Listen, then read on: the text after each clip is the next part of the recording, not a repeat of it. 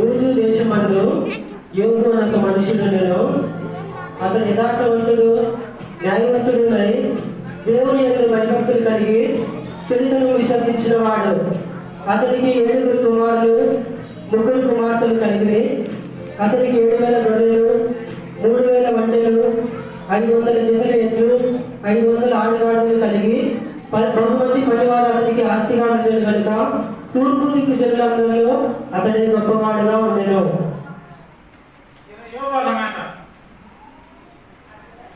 దేవదూతలు యెహోవా సన్నిధిని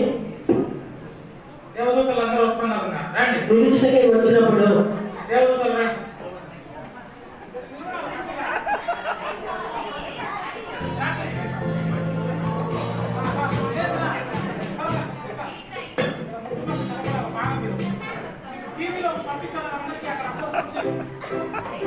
దేవదూతలు యెహోవా సన్నిధిని నిలుచుటకై వచ్చినప్పుడు అపవాది వారితో కలిసి వచ్చెను.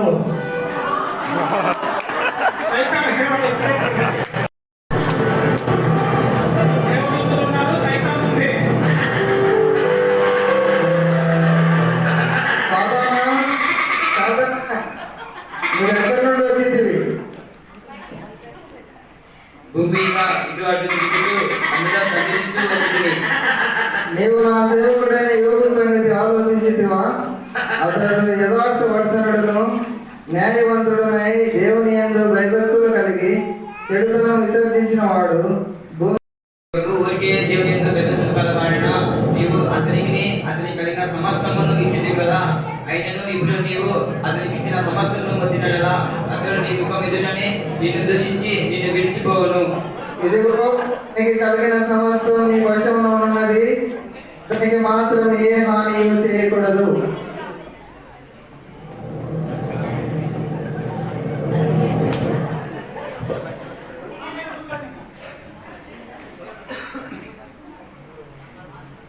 ఒక దినమున యోగు కుమారులు కుమార్తెలు తమ అన్నయ్య భోజనం చేయటకు వారందరూ కలిసి కూడుకుని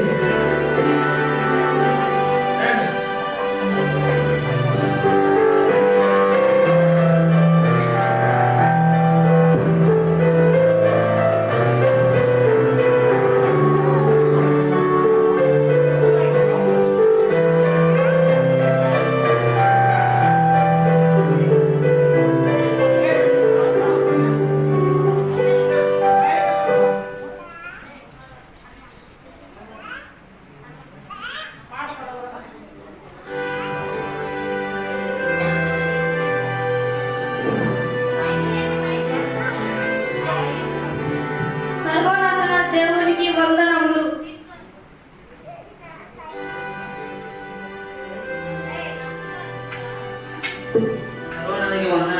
మనందరం కలిసి భోజనం చేస్తాము.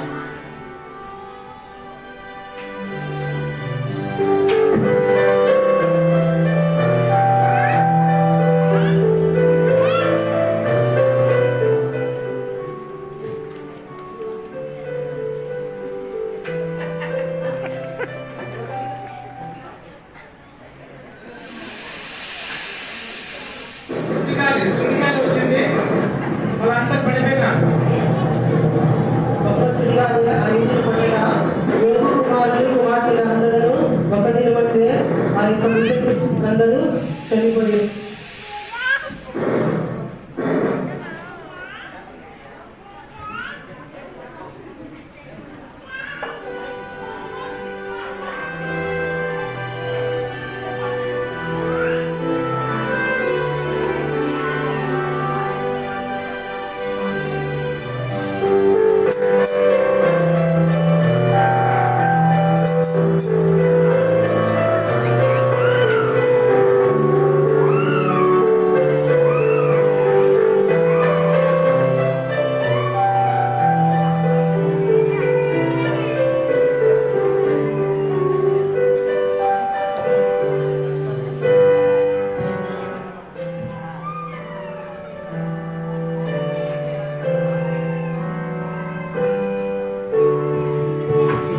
కుమారులు కుమార్తెలు అతని కలిగినటువంటి పశువులు సమస్తమును ఒకనొక దినమున సాతాను అన్నిటినీ తీసివేసెను.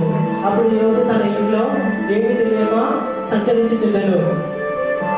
యజమానుడా యజమానుడా ఏమైంది నా దాసుడా? ఎద్దులు నాగలు దున్నుచుండగా వాటి సమీపంలో గొర్రెలు మేయుచుండగా యూదు దేశపు వారు వచ్చి వాటిని కొట్టిపోయారు. ఎప్పటి సంగతి తెలియజేయడానికి వచ్చి ఉన్నాను. ఏంటి నువ్వు చెప్పేది నిజమా? అవును యజమానుడు. యజమానుడా యజమానుడా ఏమైంది నా దాసుడా? దేవుని ఆకాశం మీద గొర్రెలను పనివారిని కాల్చివేసినాడు. అది తెలియజేయడానికై నేను ఒకరిని తప్పించుకొని వచ్చాను. దాసుడా నువ్వు చెప్పేది కూడా నిజమా? నా దాసుడా హల్లేలు మూడు సమూహములుగా వచ్చి మన బట్టలను పట్టుకొని మన పనివారిని కట్టము చేత హతం చేసి ఈ వాళ్ళు అయ్యో ఎంత పని జరిగింది? నువ్వు చెప్పేది నిజమా? యజమానుడా యజమానుడా ఏమైంది నా దాసుడా? ఎంత పని జరిగింది అనుకుంటా. ఏమైంది దాసుడా? మాటలు తన అన్న ఇంట్లో భోజనం చేయుచుండగా సుడిగాలి నలుమూలన నా ఇంటిని కొట్టగా ఆ వారందరూ మరణించి ఈ సంగతిని తెలియజేయడం ఒక్కటి తప్పించుకొని వచ్చేసేయడం అన్నా. అయ్యో ఎంత పని జరిగింది? అయ్యో అయ్యో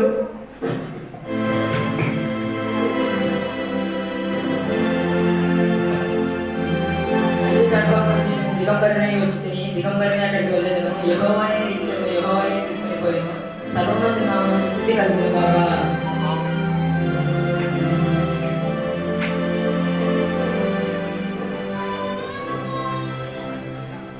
యోగు సమస్తముని కోల్పోయి ఈ విధంగా చాలా దుఃఖముతో తీవ్రమైన నిరాశతో సాతాను చేసినటువంటి నష్టం గురించి చాలా చింతించుతుండెను.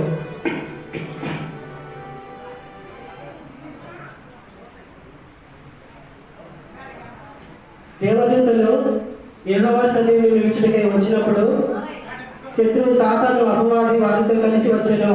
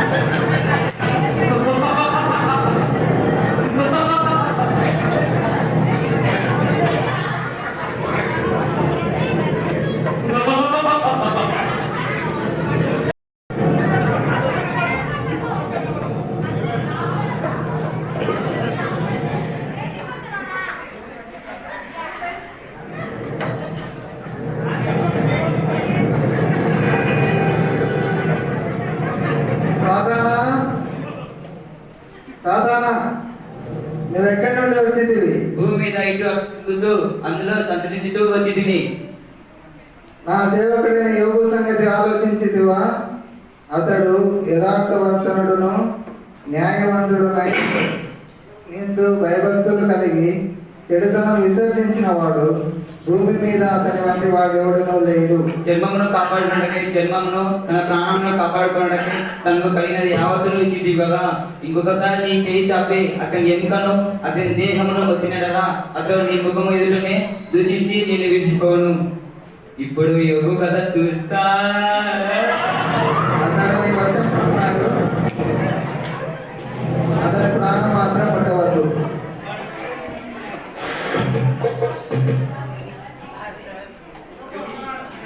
అపవాది అక్కడి నుంచి వెళ్ళి యోగుని మొత్తగా అతడు అధికారులు మొదలుకొని బాధలను పురుగులతో నిండి ఉండెను. అతడు ముళ్ళు పోకొనికై చిన్నపేరు తీసుకొని బూడిదలో కూర్చుండగా అతని భార్య వచ్చి నీవు ఇంకనూ యథార్థతను వదలకేందువా? దేవుని దూషించి మరణం కమ్మెనను. అతడు మూర్ఖురాలు మాట్లాడుచున్నట్టు నీవు మాట్లాడుచున్నావు. మనము దేవుని వద్ద మేలు అనుభవించమా కీడును అనుభవించగలదా అని తన భార్యతో చెప్పాను.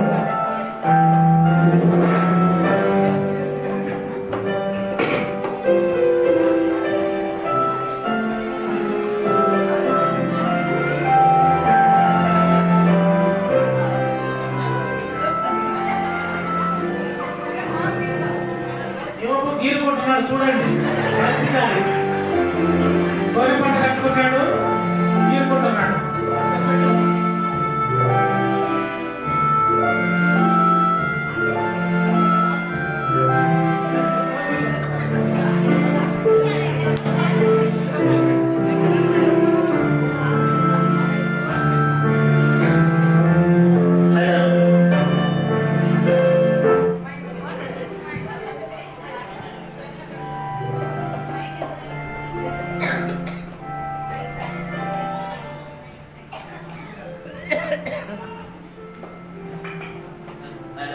యోబు పరిస్థితి చూడండి. సైతాన్ వాడు వచ్చినాడు, ఎంత మొత్తినాడో పాపం పరిస్థితి చూడండి. సైతాన్ పని అది, సైతాన్ ఆలోచనలు అవన్నీ. యోబుకు సంభవించిన ఆపదలన్నిటి గురించి తేమానీయుడైన ఎలీఫజు, షూహీయుడైన బిల్దదు, నయమానీయుడైన జోఫరు అను తన ముగ్గురు స్నేహితులు అతనితో కలిసి తను ఓదార్చికను దూరదేశం నుండి వచ్చి అతని బాధ తీవ్రమైనందున అతని చెప్పినప్పుడు ఆ రాత్రి లేకపోవడం కాక, ఆ దినం అంధకారం కాక, చీకటి దానికి కమ్ముడు కాక, పిల్లల సంఖ్యలో చీలకుండా కాక, నేను పుట్టిన తల్లి కలుపుకుంటే నాకు నా ప్రాణం ఎలా ఇవ్వకపోతుంది, ఏది వచ్చింది నేను భయపడుతున్నా, అదే నాకు సంభవిస్తున్నది. నాకు నెమ్మది లేదు, సుఖము లేదు, విశ్రాంతి లేదు, అంత శ్రమే నాకు సంభవించుతున్నది. నీ భక్తి నీకు ధైర్యం పుట్టి కాదా? నీ యథార్థ ప్రవర్తన నిరీక్షణ ఆధారం కాక, నేను చెప్పినంత వరకు అక్కడ ఉంటుంది వారు అక్కడనే కోరుకోలేదు. ఆయన గాయపరిచి గాయపడదు, ఆయన గాయపరిచి వాడిని ఆదేశానికి సమర్పించింది. 6 భాగాల్లో ఉంటే ఆయన 7 భాగాలు కలిగినప్పుడు ఏ కీడుకి యోగం రాదు. ఈ మాటలు తెలుసుకొని నీ మేల్కొల్పు తెలుసుకున్నాను. విపత్తు సముద్రం ఇసుకుతున్న బలుగా గడుచున్నది. సర్వజ్ఞుడు దేవుని అప్పులు నాలో నా స్నేహితులు ఎండిన వారు దూరంతో జలప్రవాహం ధన్యవాదాలు. నేను పనుకున్నప్పుడల్లా ఎప్పుడు లేచినా, రాత్రి ఎప్పుడు గతించినా నేను అనుకోను. తెల్లవారు వరకు ఇక్కడి గొర్రెలు ఆయాసపడు, నా దేహం పుట్టులతో మట్టి పిల్లబడి ఉన్నది. ఈయన ఎక్కడ చూసే కన్నా మరణమైతే నాకు ఇష్టం. యోబు, ఎంతకాలం నీవు ఇట్లు మాట్లాడేవు? నీ నోటి మాటలు సుడిగాలి వంటి వాయను. నీ కుమారులు దేవుని దృష్టి ఎదుట పాపం చేసి ఉన్నారేమో. వారు చేసిన తిరుగుబాటును బట్టి ఆయన వారిని అప్పగించడము. మనము నిన్నటి వారము, మనకేమీ లేదు. భూమి మీద మన దినములు నిలవలేనవి. భక్తిలో ఆశ జ్ఞాతకమును, వాని ఆశ భంగమైపోవును. వాడు ఆశించినది సాగిపోతు పట్టే కనుక ఆలోచించుము.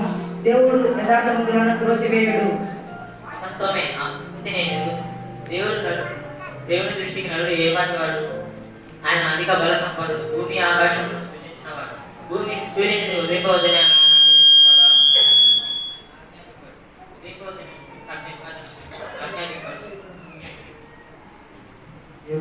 ప్రవాహంగా బయలు మనం పట్టుకోవడం కదా అగ్రబోధు రాజ్యమైన న్యాయమని ఎంతలో నా పర్యటన ఉద్దేశమని దేవాన్ని విద్యుత్ పవిత్రమని అంటున్నారే. దేవుని మీద మాట్లాడిన వేరు దశము అధిక భాగం దేవుని చనిపోయినారని తెలుసుకోండి. పాపము నీ చేతిలో ఉండక చూపిన దానిని తీసివేసిన కదా నీ విగుణాల నుండి దుర్మార్గతను కొట్టివేసిన కదా నీ ఉద్దేశం సంతోషించదవు. నేను మీకంటే తక్కువ జ్ఞానం కలవాడిని కాను. మీరు చెప్పినది ఎరుగని వాడేవాడు. నా స్నేహితులు నేను మీరందరూ బాధలకు కృప చేస్తుంది. అయితే మీరంతా పనిమాలిన వైద్యులు. మీరు మౌనంగా ఉంటే పాప సైతులోని పాప రంగుగా ఎంత మేలు, అలా ఎవరు పుట్టలేరు. నరుల ఆయుష్కాలం పరిమితమైనది, అది మీకు తెచ్చి ఉన్నది కదా. నీ పాపం వలన నీ పాపం స్థాపించబడుచున్నది. మంచపడి పలుకులను పలుకుచున్నావు. నేను కాదు, నీ మాటలే నీ దోషం స్థాపించబడుచున్నాయి. మొదట పుట్టిన పురుషుడు నీవేనా? నీవు మాత్రం జ్ఞానవంతుడన్నా. దేవుడి మీద నీవేలా ఆజ్ఞాపడుచున్నావు. నీ హృదయం ఎలా కుంగిపోయేది, నీ కనులు ఎలా ఎరబాల్చున్నది. శుక్రుడు నరుడు ఏపాటివాడు, నిర్దోషుడు స్త్రీ పుట్టినవాడు ఏపాటివాడు. ఈ మాట విని నీ మేలుకోకు తెలుసుకున్నాను. మీరందరూ బాధల కర్తలే కానీ ఆదరణ కర్తలు కాదు. నా స్థితిలో మీరుండినను నేను మీ వల్లే మాట్లాడవచ్చును. నేను మాట్లాడుగా నా దుఃఖము చల్లారదు. నేను మౌనంగా విని ఆయన నన్ను ముక్కలు చెక్కలు చేసి ఉన్నాడు. ఈ మాటలు ముగించినట్లుగా నేను మాట్లాడేదాను. భక్తి నుండి దీపము కట్టు చీకట్లో ఆరిపోను. వారి గుడారంలోని వెలుగు అంధకారమగును. వారి బలను క్షీణించిపోవును. అది వారి దేహ అవయములను భక్షించును. మరి నిశ్చయముగా భక్తిహీనుల నివాసములకు పట్టును. దేవుని ఎరగని వారి గతి ఇదే. ఎన్నాళ్ళు మీరు నన్ను బాధించదు, ఎన్నాళ్ళు మీ మాట చేత నన్ను నిలవగొట్టదు. 10 మార్లు మీరు నన్ను నిర్ణయించింది, సిగ్గులేక మీరు నన్ను నిర్ణయించుతున్నారు. నా ఎంతలో నా అస్థిత్వము మాత్రమే నాకు మిగులాయి. అందరూ నా అస్థిత్వములు ఆయన హస్తంతో నన్ను పొంది ఉన్నాడు. నా మీద జాలిపడు, నా స్నేహితులు నా మీద జాలిపడండి. బాగున్నా నేను చెప్పినందుకు నా అందరి ఆత్మతో కలిగి పచ్చదనం స్థిరపట్టి ఇరుపాయలను తప్పించుకుంటుగా వారు పారిపోగా ఇద్దరు వీళ్ళు వారి దేహం గుండా బాణమును పోమిడుతురు. ఆయన దేహంలో తెలిసి వారి శరీరంలోకి వచ్చును. మన్నవయం వారి మీదకి వచ్చును. ఈ దేవుని వలన దుష్టులైన నరుడికి ప్రాప్తించు భావము. నా మాట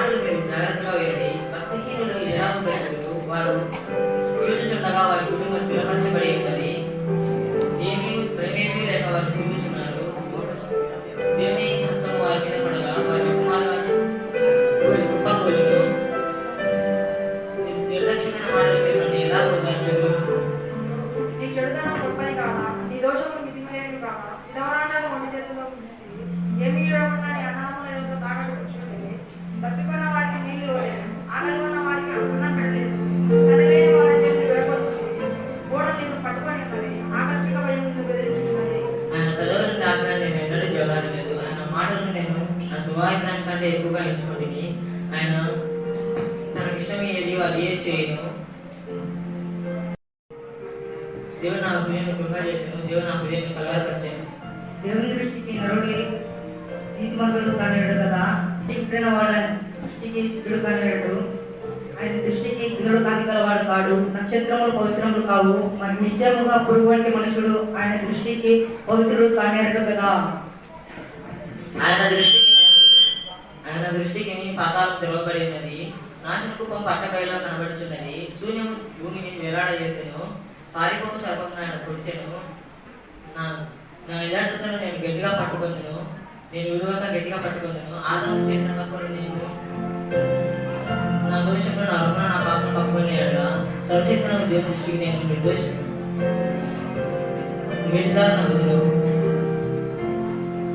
అప్పుడు ఎలీహు ఒక మనుషుడు దేవుని పక్షముగా వారితో మాట్లాడటకు వచ్చాడు. నేను చిన్న వయసు గలవాడును, మీరు బహువృద్ధులు, వృద్ధాప్యం మాట్లాడదును, ఐక సంఖ్యలు జ్ఞానం పోయిపోతాను నేను అనుకుంటుని. అయితే ఏమి పలుకును అని మీరు యోచన చేస్తున్నా నేను మీ మాటల కొరకు కనిపెట్టుకుని. అయితే మీరెవరు యోగులు ఖండించలేదు, అతని మాటలు ప్రత్యుత్తరం ఇవ్వలేదు. దయచేసి నా మాట వినండి, నేను ఎవరైనా పక్షపాతి యోగు, దయచేసి నా మాటను ఆలకించుము. దేవుని ఆత్మ నన్ను సూచించను, దేవుని యొక్క నేను వంటి వాడిని తిని నిశ్చయంగా నేను ఈ మాటలు వింటిని. నేను పాపం లేని పవిత్రుడను, మాలిన్యం లేని పాపరహితుడనని ఆయన నా కాల కొండలో బిగించి ఉన్నాడు. నా త్రోవ నేను కనిపెట్టుకున్నానని నేను అనుచున్నావు గుర్తించను. నేను అద్భుతంలో చెప్పాను. అయితే దేవుడు నల్ల శక్తిని మించిన వాడు, దేవుడు కుమారుడు కొరకు. అయితే మనుషులు దాన్ని కనిపెట్టారు. దేవుడు మనం గ్రహింపలేని గొప్ప కార్యములను చేయను.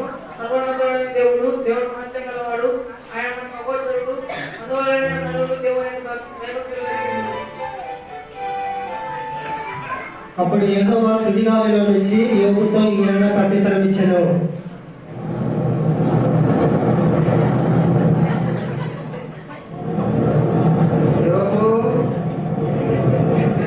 యోబు, పౌరుషం తెచ్చుకొని నీ నడుము బిగించుకోను. నేను నీకు ప్రశ్న వేయదును, నీవు నాకు దానికి తెలియజెప్పుము. నేను భూమికి పునాదులు వేసినప్పుడు నీవు ఎక్కడ నుండివి?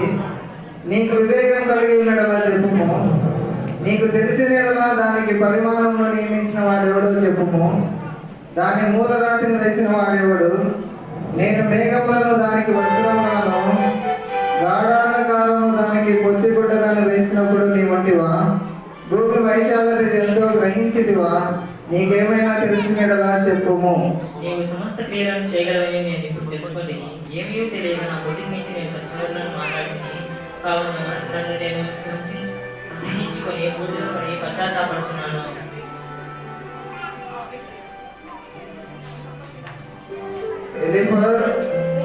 ఎలీఫర్, నా సేవకుడైన యోబు పలికినట్టు మీరు నన్ను గూర్చి యుక్తమైనది పలకలేదు గనక నా కోపం నీ మీదను నీ ఇద్దరు స్నేహితుల మీదను మండుచున్నది.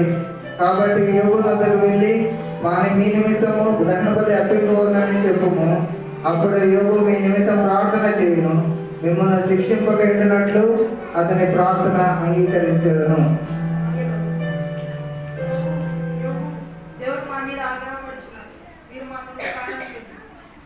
సర్వశక్తి దేవుని నామమున నా శక్తి నా మిత్రులు పరిదేవా మరి పాపం పరిచుండగా పరిదేవా మీరే మమ్మల్ని పరిశ్రమలుగా ప్రాణించిన ప్రభావ నా పాపను క్షమించమని అడుగుతున్నాను తండ్రి. యోబు తన స్నేహితుల నిమిత్తం ప్రార్థన చేయగా యెహోవా క్షేమ స్థితిని తిరిగి అతనికి దయచేసాడు. మరియు యోబునకు తన కుమారులు చనిపోయారు కదా, వాళ్ళు తిరిగి మరలా 7 కుమారులు కలిగింది. అదేవిధంగా ముందు పోయినటువంటి ఆస్తి అనగా 7,000 గొర్రెలు ముందున్నాయి. ఇప్పుడు మరలా దేవుడు 14,000 గొర్రెలు, 6,000 వడ్డెలు, అదేవిధంగా 500 జతల ఎడ్లు ఉన్నాయి. 1,000 జతల ఎడ్లు, 1,000 ఆడుగాడులను తిరిగి యెహోవా అతనికి ఆస్తిగా అనుగ్రహించినాడు. ఈ విధంగా అతడు మరలా తిరిగి తన యొక్క క్షేమ స్థితిని పొందుకున్నప్పుడు తన కుమారులతో తన కుమార్తెతో కలిసి సంతోషంగా ఉండేది. కుమారులు కుమార్తెలు అందరూ తిరిగి వాళ్ళ ఇంట్లో కలిసి కూర్చుంటారు.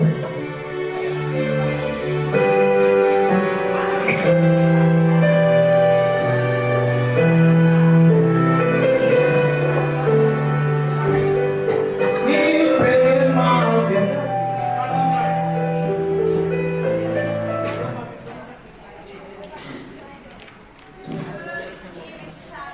నీ విందుశాలకు నడిపించి రాజులు యాజకులకు చేర్చితివి. నీ విందుశాలకు నడిపించి రాజులు యాజకులకు చేర్చితివి. నీ వాక్యము నాలో నిలిచి, జీవాత్మము నాలో నిలిచి, పరమగీతములను నేర్పితివి. పరమగీతములను నేర్పితివి. నీ జగత్తు దోషముని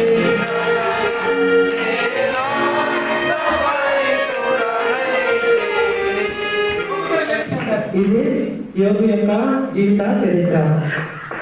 యోబు యొక్క జీవిత చరిత్రలో సింపుల్ గా మీకు అర్థమయ్యేటట్లు బాధలు, సైతాన్ యొక్క శోధన ఇవన్నీ కూడా మీకు గుర్తు చేయబడ్డాయి. మన జీవితానికి ఎంత అవసరం పిల్లలకు స్కిట్ ద్వారా నేర్పించేది. ఎందుకంటే వాళ్ళు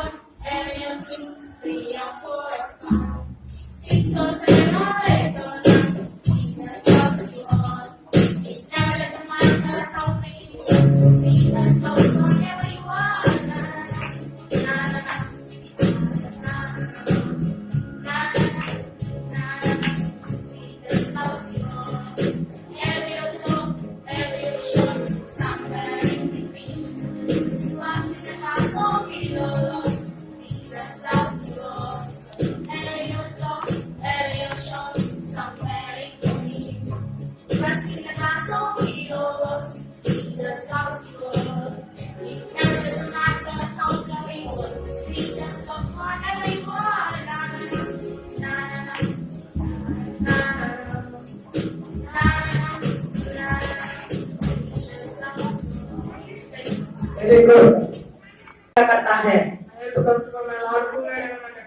యెహోవానే నాకు సహాయం కలుగును. ఆయన భూమి ఆకాశములను సృజించిన వాడు. वह तेरे पाँव को टलने न देगा, तेरा रक्षक कभी न होगा। నీ పాదములను తెల్ల నీడు ఆయన నిన్ను కాపాడు. सुन इस्राएल का रक्षक न होगा और नाश देगा। ఇశ్రాయేలు కాపాడువాడు, కొనగాడు, నిద్రపోడు. यहोवा तेरी रक्षक है, यहोवा तेरी दाहिनी और तेरा आठ है। యెహోవాయే నిన్ను కాపాడుతూ నీకు ఇవ్వకనే యెహోవా నీకు తోడుగా ఉంటాడు. हाँ तो दिन को चुप से रात को चांदनी से तेरे कुछ हानि होगी। పగలు ఎండదగ్గన నీకు కలదు, రాత్రి ఎండదగ్గన నీకు కలదు. यहोवा सारी भक्ति से तेरे रक्षा करेगा, वह तेरे प्राण की रक्षा करेगा। నీ ప్రాణాలను కాపాడును, యెహోవాయే నీ ప్రాణాలను కాపాడు. यहोवा तेरे आने जाने में वह तेरे प्राण की सलाह रक्षा करता करेगा। ఇది మొదలుకొని నిరంతరం నీ రాకపోకలైతే యెహోవాయే నిన్ను కాపాడు.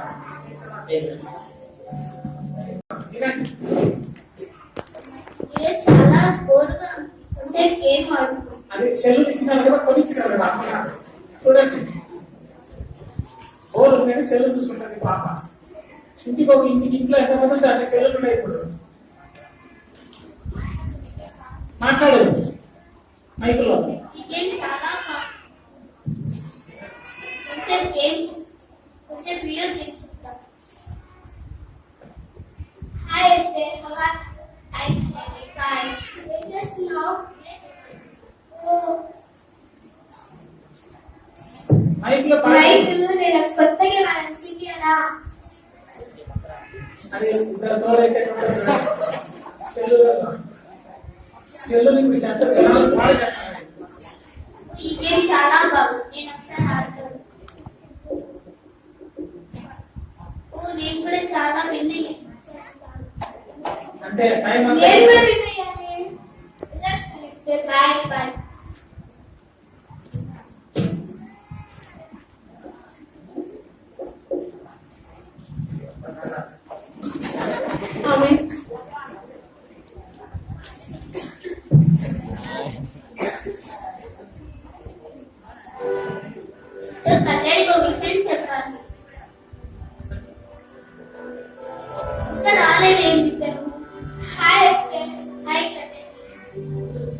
నైట్ నేను కొత్త ప్రోగ్రామ్ చూసాను.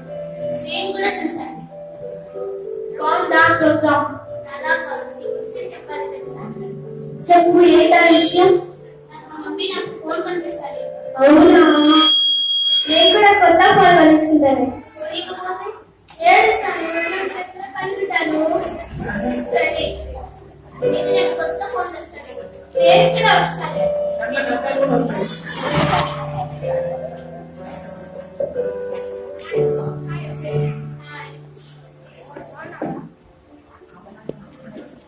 సాగండి. మైక్ మంచిగా లేదా? ఎత్తి చెప్పండి, అందరికి వినపడాలి అక్కడ. ఏం చేస్తున్నావు? ఏం ఆడుతున్నా? ఏమైనా చూడడం వల్ల ఏమొస్తుంది?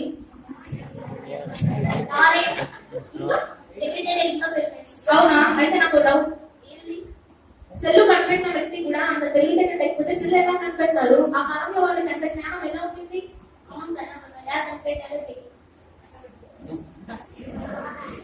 దేవుని ఎందుకు భయపెట్టగలుగుతాడనే జ్ఞానం నాకు మూలం.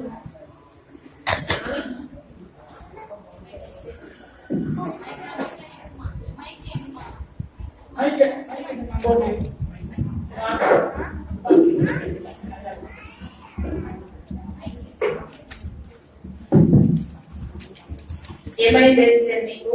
ఈ మధ్య అసలు చదవడం లేదు. ఏదైనా పోలీసున్నాను, ఏం కావాలన్నా ఇస్తున్నాను.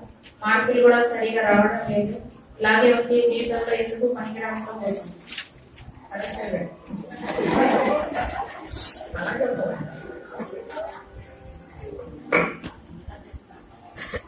అవును, ఏం ఆడాలి. సరే, నేను వెళ్ళొస్తాను.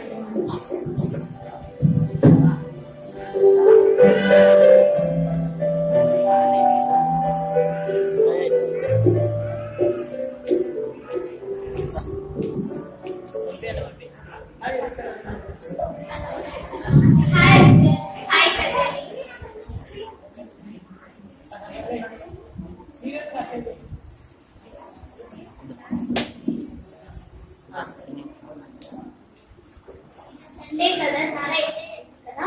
అవును, చాలా బాగా ఎంజాయ్. మళ్ళీ సండే ఎప్పుడు వస్తుందో ఏమో. ఎవరో వస్తున్నట్టున్నారు చూడేస్తే. అయినా మళ్ళీ పిల్ల వచ్చి నేను చెప్తుందో ఏమో.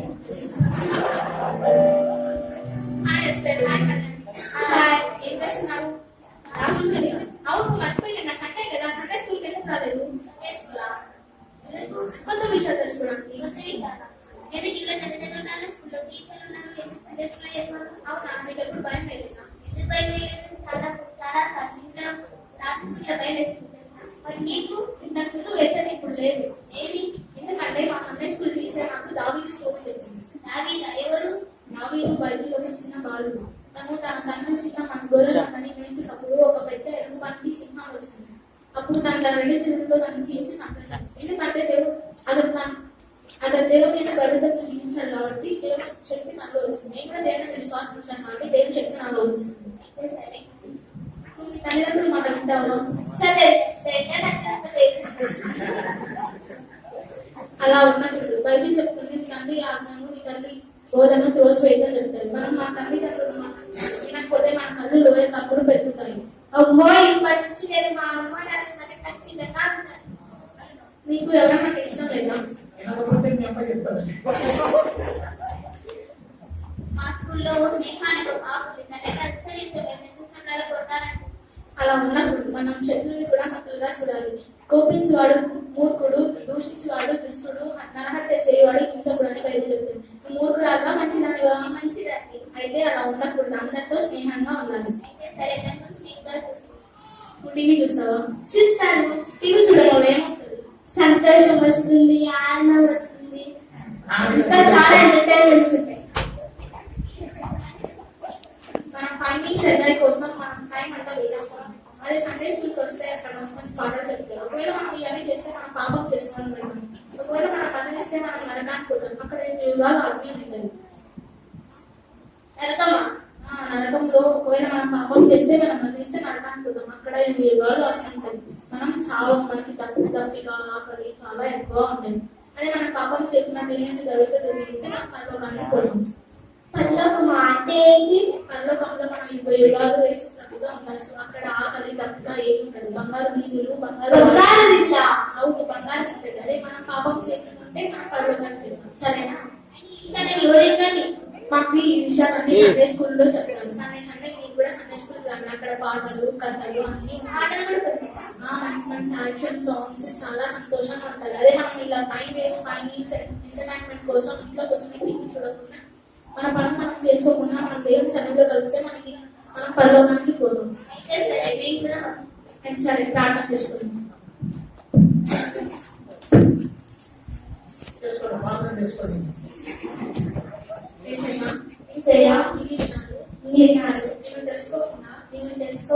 ఎంతో పాపం చేసుకోవచ్చు. మా పాపాలన్నీ క్షమించండి.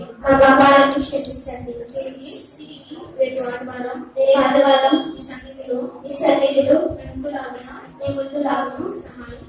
సహాయం చేయండి. Very good. చూడండి పిల్లలు ఇంట్లో ఎట్లుంటారో మీకే తెలుసు. ఈ పిల్లలు ఎక్కువ సెల్లు ఇప్పించి ఎక్కువైంది. ఈ మగ పిల్లలు అయితే రాత్రి 12 రోజులు సెల్లు చూస్తాను. అమ్మగారు చెప్తున్నాను గుర్తుపెట్టుకోండి. ఈ సమయంలో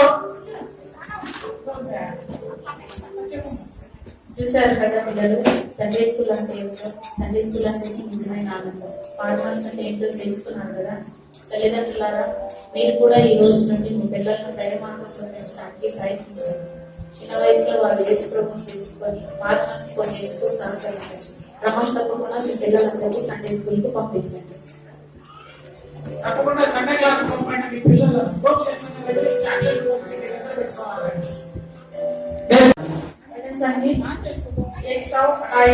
Daniel chapter 126 verse 1 to 6.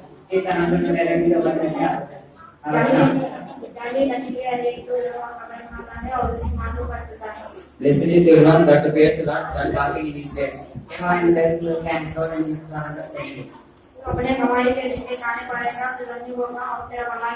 You shall eat the fruit of the labor of your hands. You shall be blessed, and you shall be well with you.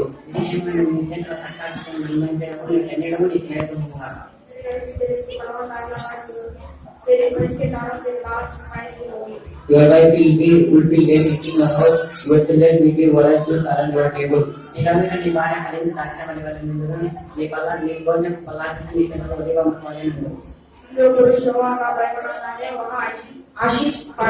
Behold, thus the man is blessed who fears the Lord.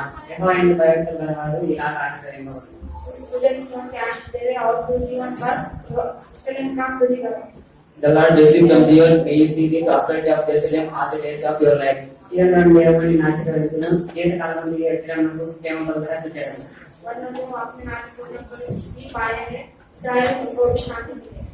your children's peace be upon Israel.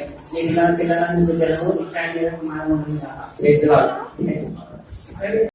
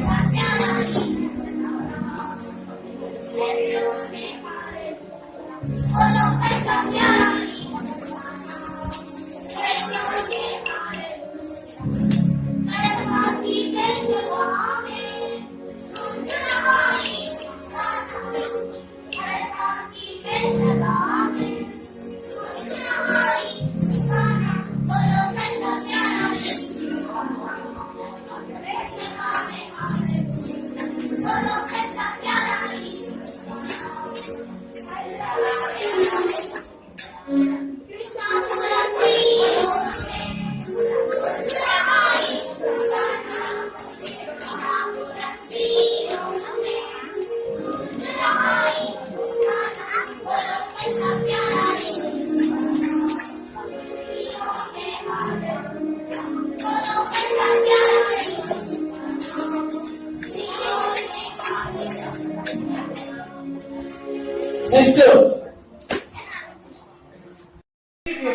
కథ మాట చెప్తున్నా. మన సంఘ దర్శనము వీరు అపుస్తుల పోదు సహవాసం ఎందును రొట్టె విరిచడం ఎందును ఎడతే ప్రార్థన చేయడం ఎందును ఎడతెగ ఉండేది. ఇందులో ప్రార్థన యొక్క ప్రాముఖ్యతను తెలియజేసే స్క్రిప్ట్ ఇది. ఆయన గంటల తరబడి మోకాళ్ళపై ప్రార్థించేవారు, రాత్రులు నిద్ర లేక ప్రార్థించిన సంఘటనలు అని భగత్ సింగ్ అంకుల్ గురించి చాలా మంది దేవుడు చెప్తున్నారు. ఆనాడు ఆ విధంగా ప్రార్థన చేయబట్టే ఇన్ని సంఘాలు ఈ విధంగా పనిచేయాలి అనమాట. అయితే ప్రస్తుత దినాల్లో ప్రార్థన కొరవడం బట్టి ఎటువంటి పరిస్థితులు మనం ఎదుర్కొంటున్నామో మనకు తెలుసు. ఇప్పుడున్న యవనస్తులు ప్రార్థన సమయాన్ని, విలువైన ప్రార్థన సమయాన్ని పోగొట్టుకుంటూ ఏ విధంగా వృధాగా వాళ్ళు కాలాన్ని వెలువరిస్తున్నారో ఇది మా చిన్న ప్రయత్నము. ఇందులో మొదటగా మీరు ఇంతవరకు ఒక సైతాన్ని మాత్రమే చూసినారు. ఇప్పుడు ఇందులో సైతాను సంబంధులు, సైతాన్ గుంపును చూస్తారనమాట. వాళ్ళ సంభాషణ ఏ విధంగా ఉంటుంది, తర్వాత వాళ్ళు ఏ విధంగా ప్రార్థన చేసుకునే వాళ్ళు చెడగొడుతూ ఉంటారు, ఇదంతా ఈ స్క్రిప్ట్లో చూస్తారు. ఈ విధంగా మీరు ఓపిక కలిగి చూడాలని మనది. సైతాను దాని సంబంధులు అటు ఇటు తిరుగుచు మనకు అసెంబ్లీ శీతాకాల సమావేశాలు జరిగినట్లు వీళ్ళకు కూడా శీతాకాల సమావేశాలు జరుగుతూ ఉన్నాయి. అది మనం ఇప్పుడు చూద్దాం.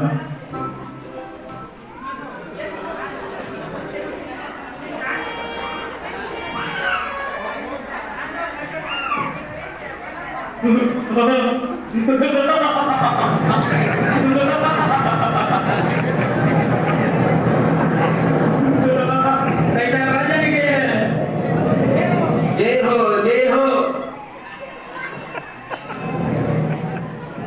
ఇవన్నీ సైతాన్లు చూడండి ఎన్నుంటాయో. ఏం సైతాన్లారా, బాగున్నారా? బాగా తింటున్నారా?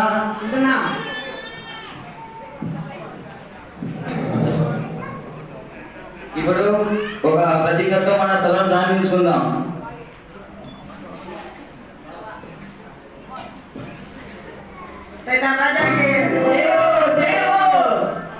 సైతాను సంబంధమైన మేము ప్రపంచంలో ఉన్న దేవుని బిడ్డలను బలహీనపరచుటకు వారిలో విశ్వాసాన్ని వారిలో ఐక్యతను ఆనందము సంతోషము సమాధానము దీర్ఘశాంతము దయాలత్వము మంచితనము ఆశా నిగ్రహము ఇటువంటి ఫలాలు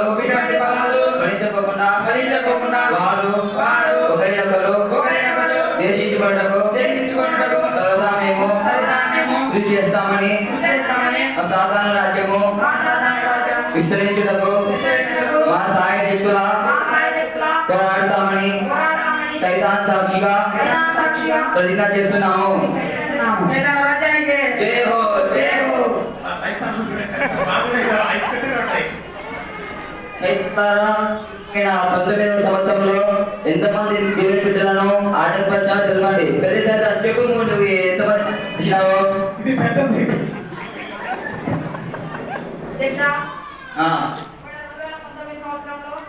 డిసెంబర్ వరకు అనేకమైన ఆత్మలను తెచ్చుకోకుండా వారిని అనారోగ్య పాలు చేసి వాళ్ళ ఇంటికాడనే ఉండేటట్టు చేశాము. అంతేకాకుండా కొత్త వ్యాధులు సృష్టించి వారిని తెచ్చుకోలేకుండా అంటే ఇంటికాడనే ఉంచి వారిని హాస్పిటల్ వెళ్ళేటట్టు చేశాము.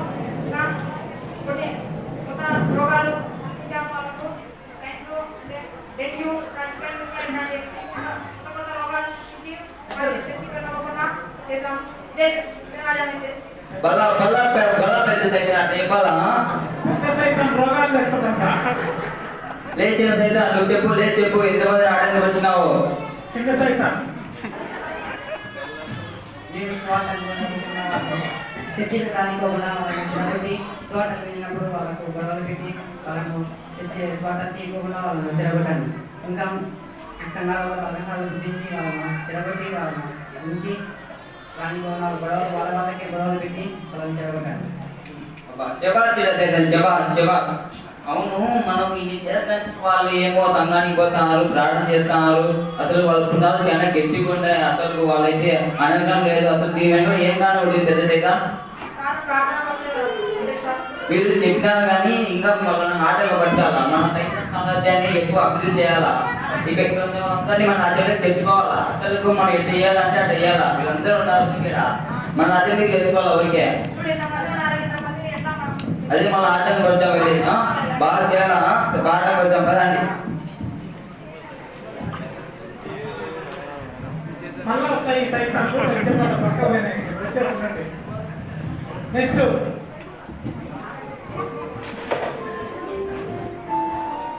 మాస్టర్ వచ్చాడా? విశ్వాసం వచ్చామని ఇప్పుడు సైతాలు వినే విశ్వాసం చూడండి.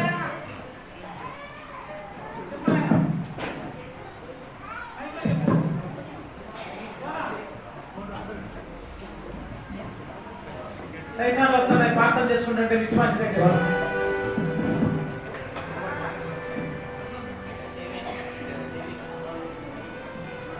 ప్రార్థనా పరుడిని ఏ విధంగా డిస్టర్బ్ చేయాలని చెప్పేసి వీళ్ళందరూ బంధనం కట్టుకొని వచ్చారు.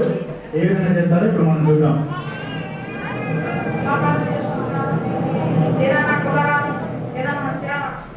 పెద్ద సైతం నువ్వు నాకేం చేస్తే నాకు సంబంధం లే, నువ్వు ఆయన ఆటంకం పట్టాలా, తన ఆటంకం పట్టి వాళ్ళు మన రాజ్యాన్ని తెచ్చుకోవాలా. వెళ్ళు పోయి ఆటంకం పట్టి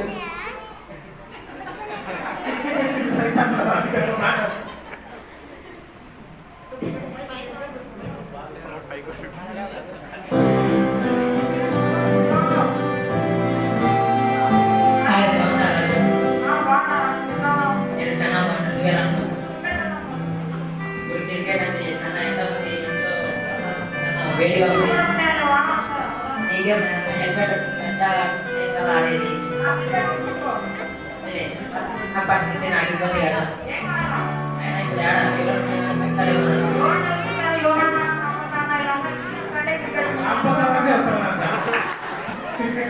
అయినా పాపలు దగ్గర ఏం లేదు, బాల్ లేదు, బ్యాట్ లేదు, బ్యాట్ అంటే బాల్ లేదు. ఏం రాజు పోతారా మంచి ఏమో అన్ని చెప్తా తగ్గితే పడిపోతే స్ట్రీట్ పార్టీలు అన్ని రెడీగా ఉన్నాయి. అన్ని సరే అయితే కొంచెం అక్కడ వస్తా, కొంచెం పని ఇస్తాను చెప్పినా కదా. ఎందుకంత బాధపడు గ్యారంటీ.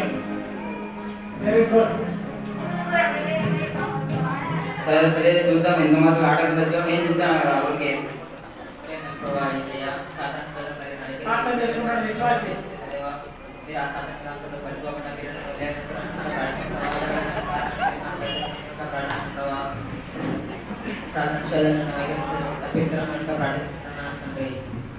సైతాన్ ఏం చేస్తున్నావు వాడిని ఆటంకం పడతామంటే చేస్తున్నావు సైతాన్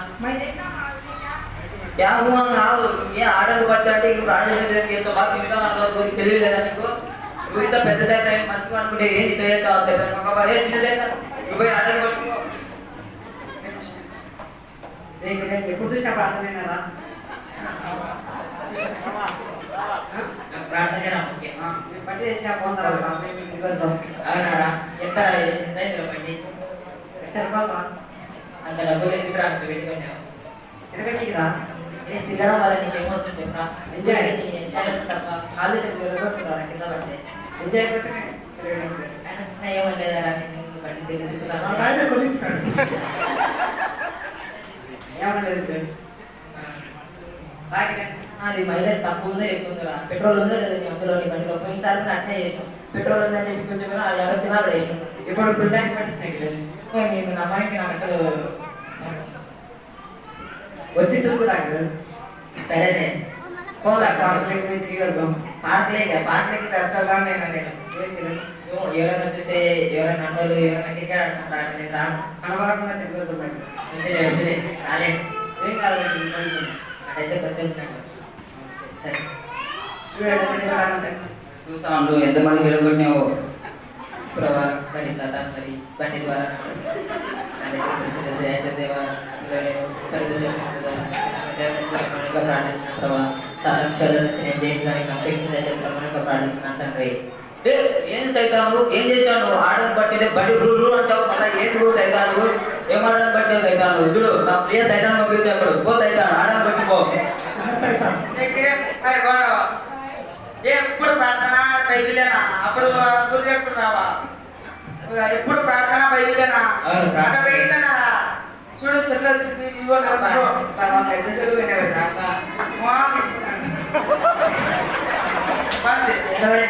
ఎంత 7,000 సెల్ఫీ దిగంపటం మన ప్లేస్ పోదాం ఫోటోలు బాగా ఆడచ్చు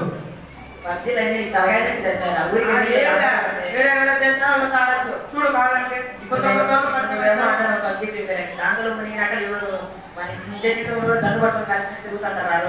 ఎవరు చెప్పింది అదంతా రేపు చూడు నేను రోజు అమ్మలే నాకు అనిపిస్తే మళ్ళా ఏమో అది కనిపించదు కానీ ఈ రోజుల్లో అందరికి అన్నీ అనిపిస్తుంది కదా అంతేలే కానీ దాని ఇప్పుడు రాలేండి అప్పుడు నువ్వేమో అర్థం రాలేండి చెప్తారా అవసరం మన మాట్లాడు ప్రార్థన సైతాను ఏసయ్య మరి దేవా పరిపూర్ణంగా కాడికొచ్చిన సేవ భక్తిలోకి కాడికొచ్చిన దేవా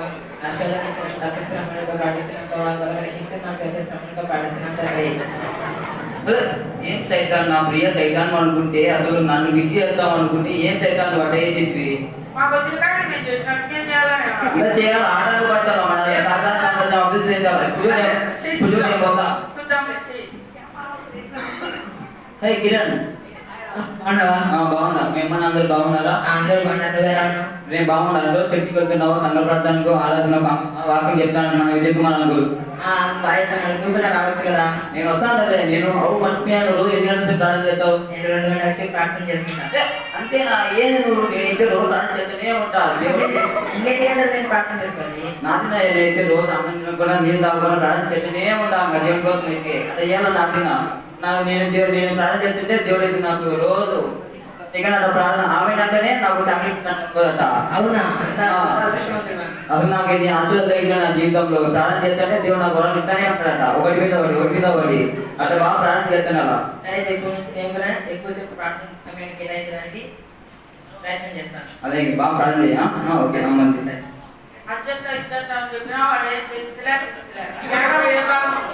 సైతాన్ ఇంకే పడాలి నీ ఉందా కదా నీకు చూడు కింద పడతాడు ఇప్పుడు సైతాన్ సూర్యరాజు ఎడమన్నాడు అటు ఆడకు బట్టి మన సైతాన్ సమాజం అభివృద్ధి పొందుతుంది అసలు చూడు అసలు ఇప్పుడు ఈ దేశ జనాభా ఎందుకు చెప్పాలా 120 కోట్లు ఉన్నాయి దాంట్లో క్రిస్టియన్లు 2 కోట్లు ఉన్నారు దాంట్లో ఇప్పుడు వచ్చే సంవత్సరానికి వాళ్ళు 5 కోట్లు అయితే మన సైతాన్ సమాజం ఎప్పుడు అభివృద్ధి అవుతుంది వాళ్ళేమో ఎంతో మంది కొంత వాళ్ళు చేసే ప్రాంతాల్లో వాళ్ళ సంఘాలు గట్టిపడుతున్నాయి కానీ అసలు ఏం చేయడం లేదు వాళ్ళు గుర్తి ఎప్పుడు ఆడకు వచ్చాలా సరేనా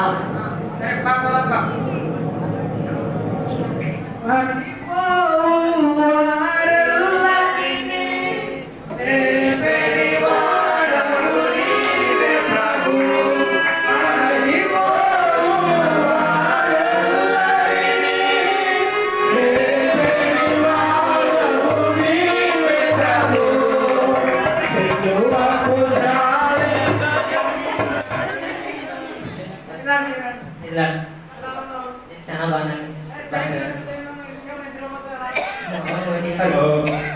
ఎందుకు నీలో మాడిపోయావు ఫస్ట్ ఒకసారి సైతాన్ వచ్చి నన్ను శోధించినప్పుడు నేను భయపడలేదు నేను జయించాను అలాగే రెండోసారి నాకు క్రికెట్ అంటూ ఇంకోసైనా వచ్చింది అండ్ అప్పుడు కూడా నేను జయించాను మూడోసారి కూడా సైతాన్ వచ్చి మొబైల్ ద్వారా నన్ను ఆటంకపరచాలనుకుంటే అయినా కూడా నేను జయించాను కానీ కేవలం ఒక యుద్ధ ద్వారా నేను జయించలేకపోయాను సరే ఎప్పటికైనా మించిపోయాను లేదు మన దేవుడు గొప్ప దేవుడు సజీవుడు మన దేవుడికి వెళ్ళి ప్రార్థన చేద్దాం దేవుడు పాపాలను క్షమిస్తాడు నా పాపాలని తప్పకుండా కిరణ్ మన దేవుడు మన పాపాలు క్షమిస్తాడు అలాగైతే ప్రార్థన చేసుకుంటాం సరే కిరణ్ ప్రార్థన చేస్తాను ఆట పలుకు అలాగే ప్రేమ ప్రేమలో తండ్రి నిజమైన దేవుడా క్షమించు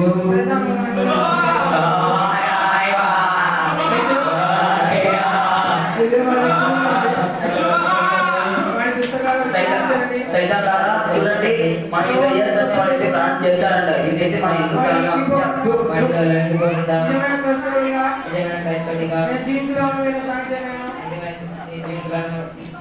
నా పాపాలను క్షమించండి తిరిగి నిజంగా చెప్పుకోండి అదే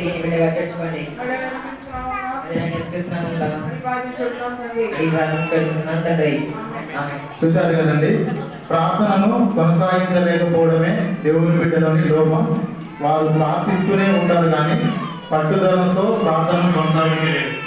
జార్జ్ ముల్లర్ గారిని మాట చెప్పారు, యేసుక్రీస్తు తన శిష్యులకు ప్రార్థించడం నేర్పించిన కానీ బోధించడం నేర్పలేదు. డిఎల్ మోడీ గారు, వినయ హృదయం మరియు ప్రార్థించే ఆత్మ ఏ స్థలాన్నైనా బోధించే దేవుని సన్నిధిగా మార్చివేస్తుంది. ప్రార్థన ఊపిరి వంటిది, ఊపిరి ఆడకపోతే మనిషి చనిపోవడం, ప్రార్థన చేయకపోతే క్రైస్తవుడు మరో చనిపోవడం. ఇప్పటి నుంచైనా మన యువన పిల్లలు ప్రార్థనలో ఎక్కువ సమయం గడిపి వారు వాళ్ళ జీవితాలను ధన్యకరం చేసుకుంటారని ఆశిస్తున్నాం. Very good. ఇంతవరకు చిన్న పాట లాస్ట్ లో అయిపోయింది. అందరికీ వీళ్ళందరూ కూడా చేశారు. వీళ్ళకి దేవుని వాక్యాల్లో ప్రైజ్ ఇవ్వాలని ఆశించున్నాము. ప్రైజ్ కూడా